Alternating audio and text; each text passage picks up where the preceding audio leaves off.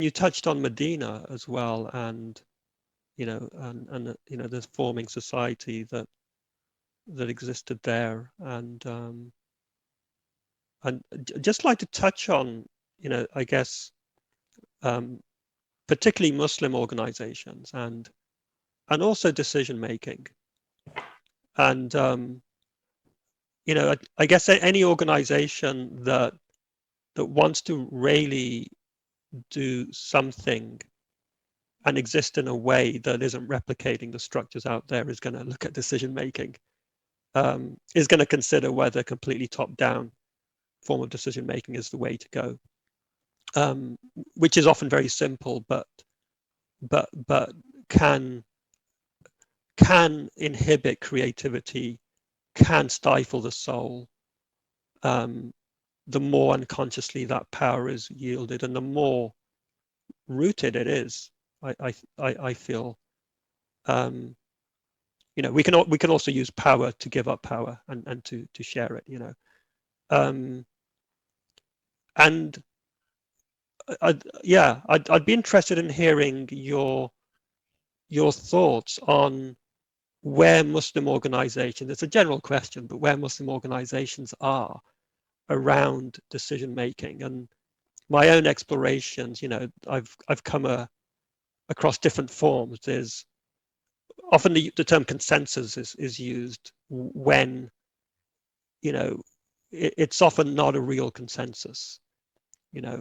There's a consensus that may be more voting and the majority, and there's a consensus that could be from just allowing the creativity and the wisdom to come through, and something that previously may have been unknown to form, while facilitating the power differences. So voices that may have otherwise been marginalized through the natural dynamics are really components and qualities that feed into what emerges from that. And I've had experiences of that kind of consensus, which is truly magical. And it's like there's a force, a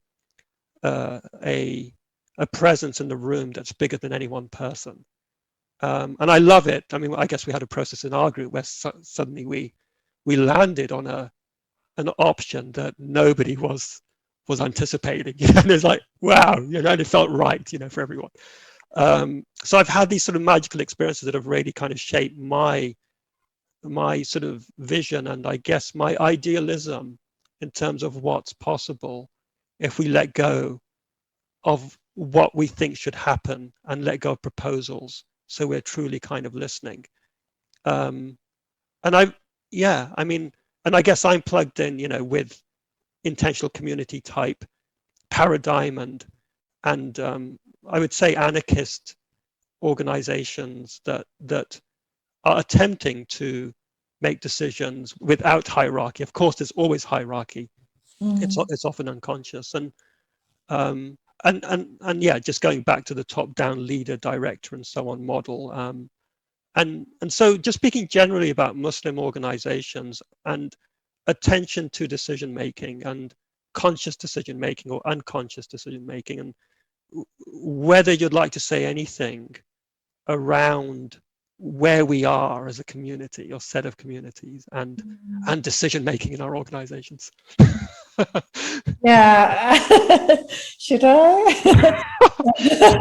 Well, let me have a rant then. I mean, yeah, I think that in terms of Muslim organizations, we are generally a marginalized people in the structures that we have, and that sits within a context of having been marginalized. So I want to kind of put that out there first of all. That the relationship we have with the mainstream is difficult and problematic to start with, especially in the context of Islamophobia and et cetera, et cetera, et cetera. Having said that, I think that in many of our organizations, we're very stuck, because the minute we say Muslim, there is a kind of an implicit argument around how we need to be and how things need to be and what is Islamic. And that's a really difficult place to be, because there is an established idea around what is Islamic. There is a patriarchal idea around what is Islamic. There is a history of what is Islamic. And there are some more creative, modern, new, frightening, wild, maybe almost not Islamic ideas around how we are. And I think as a community, or as communities, we need to have those discussions. I think there is also lots of stuck places that we have that have been stuck because it's very difficult to have these conversations in the context of mainstream criticism. So, for example, around the relationship with women, you know, and also around culture and prejudice, and like actually around decision making and power. So I think all these things are, you know, there are some really interesting conversations beginning to happen. I think there is also the question of, I said it a little bit about when I said about what is Islamic, but there's also the sort of whole issue around who has authority, you know, and is it the academics and the scholars? Is it the Sufis that have been co-opted? Who are the real Sufis? Is it the traditionalists? Is it the established organizations? Is it the new up and coming organizations that happen to tap into, you know, there's all kinds of stuff. And I do actually take heart from that, because I think there's some really lovely, beautiful things that are being discussed now that haven't been discussed for a long time, that definitely weren't around when I was younger. I think there are some amazing people who are incredibly open and creative, and I think our teachings actually have so much to offer in this context. And so I'm interested in that. And I also am at a point in my life where I personally feel a bit more able to challenge some of the existing structures. So before, for example, if somebody had said, you can't be, you know, you can't be in this place because this is you know, a space only for men, or you can't make this decision, or this isn't okay for you, you know, or you're not wearing a hijab, you're not dressed correctly, your fingernails are too long, or whatever it is, I would have been completely destroyed by that. Or you know, or you know, do you do this practice? Have you done this? Have you done that? Like all of that kind of stuff would have really disempowered me and excluded me. Whereas now I feel able to sort of say, why are we still talking about this? This is what I think is important. This is what I'm interested in. And this is where I want to put my energies. And actually we have incredible teachings around hypocrisy, around getting burnt out, around heart, around Pharaoh and the pharaonic systems, and around, you know, these teachings as being revolutionary and liberation teachings and praxis.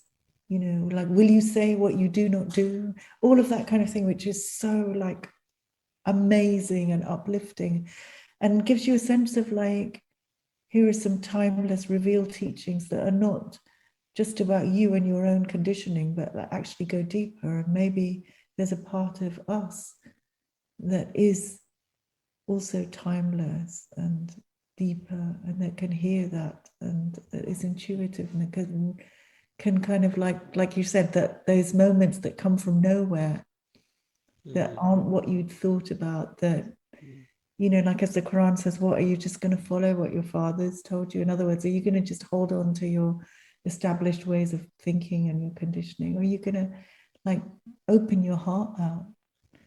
And sometimes that isn't you know, it isn't what you think, or it isn't what's expected, or it isn't what's done before, but nor is it fitting into, you know, it can be a really decolonial process, if you like. It can, because this is a really different way of having epistemology, of knowledge, of understanding, you know, that is beyond ideas of rationality that have been so couched in an institutionalized system that has excluded the disenfranchised and the poor and people of color and women, you know, and I think there is that flavor, let's say, in our spiritual teachings, you know, that can be really inspiring and help you not to travel down already corrupted places. Yeah, beautiful, beautiful. And I'd just like to end on asking you, you know, I love what you've shared and where our discussion has gone, where we've spoken both about the sort of outer structures, we've spoken a bit about just now organizations, and then also the inner world, and we maybe kind of started somewhat from that, and you know, often, you know, the reality also is that we experience the world through our inner experiences, and our inner experience is really the only reality we experience. And there's a lot to navigate at the moment, you know, where the world is, the pandemic, the biases, the prejudice, the violence, the ecological crisis, and so on, as well as just in our day-to-day lives. And the two are very connected, increasingly connected now. And so from the perspective of Muslims, you know, where you know, there's a Muslim, or there are Muslims who are feeling burdened by their inner experience and are looking for a way sort of forward, and based on the kind of work that you've been involved with and are actively engaged with, what would you say if they're considering where they go, and is it right to go? Are they a failure to go, or, you know, and get some sort of support or something? Do you want to just say a bit about that? Yeah, sure. I mean, I think it's really important to be okay with knowing that we all need help. Probably all the time, but definitely from time to time.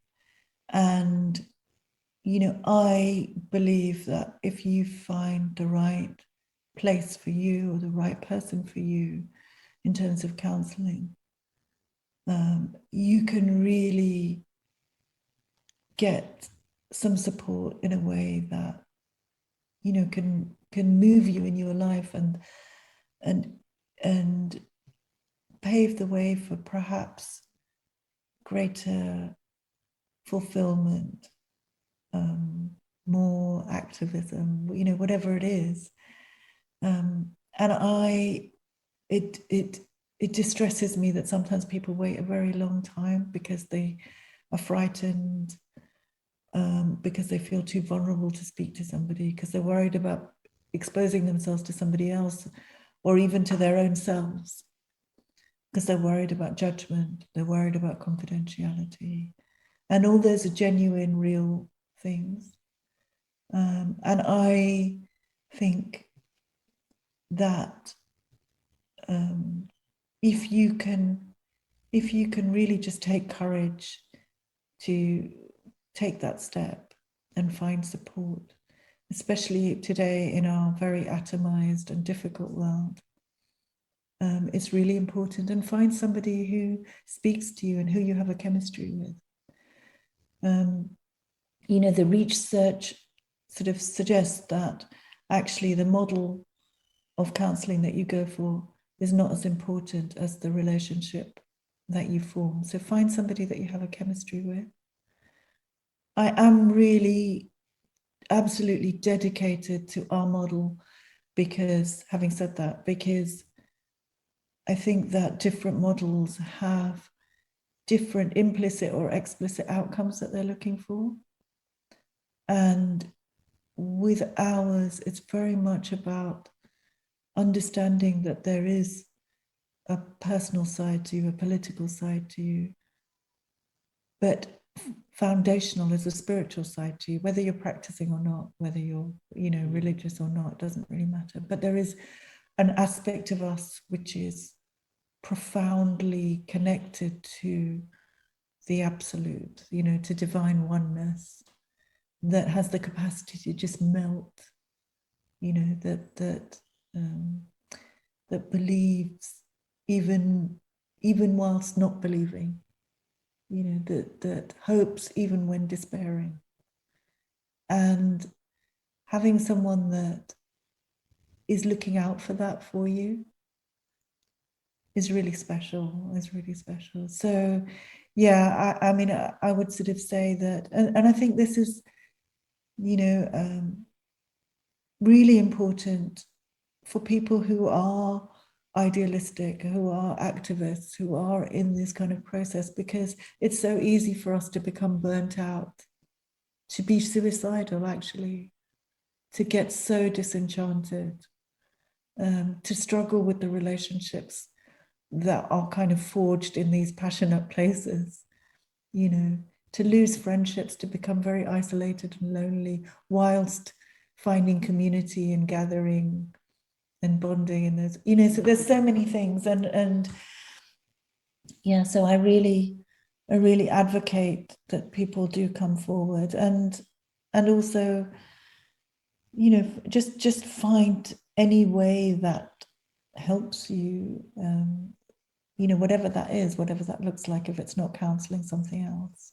Wonderful. And do you want to just name the approach you mentioned that is yours? Yeah, so I mean, we sort of set it up about 25 years ago, and we've called it Islamic counselling. There's other models now called Islamic counselling that are out there, but I would sort of say, I can just really speak about ours, which is that, what I sort of said, which is that, it's not about imposing any religious ideas on anyone, but really about trying to listen out for the soul, for the spirit in people, and understanding that whatever we experience is part of a process of, inshallah, bringing us closer to our Lord, which is to be in tune with the universe and the way that we've been created, without pushing any of that onto anybody, but just listening.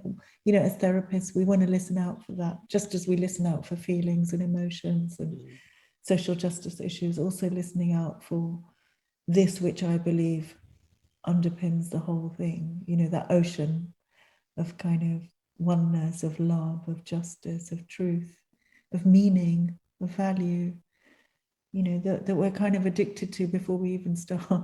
Yeah, beautiful. Great.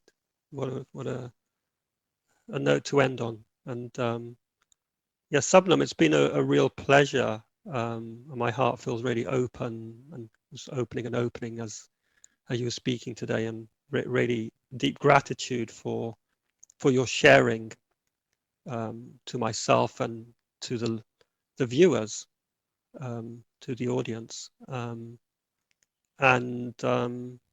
that the process also of our communication just felt so refreshing, let's say, and in the lead up to this, because we didn't really know each other before that, and so I just want to thank you for being open, and for your really real responsiveness to our correspondence, to our process in the lead up to this as well. So wonderful to have you on. Thank you so much, Muzammal. Thank you so much for this opportunity. It's actually so nice to speak with you and to be in conversation. Like you said, we haven't really known each other, so it's just felt really, I think it's such a gift to be able to be authentic you know, be that in relationship is so precious. Yeah. You know, so I really appreciate that. And yeah, and I think yeah, just all those sort of inner kind of crimes of ego, I guess, that we all have. You know, it's so nice to be able to kind of really just, and a relief to sort of kind of speak about how they manifest personally and own up to them. yeah, and to be able to do it just in this chilled out way is really nice. Wonderful, great. So I hope we see you again in some medium or another, and I look forward to further engagement with you in the future. Thank you, Sabnum. Thank you, my pleasure. Great.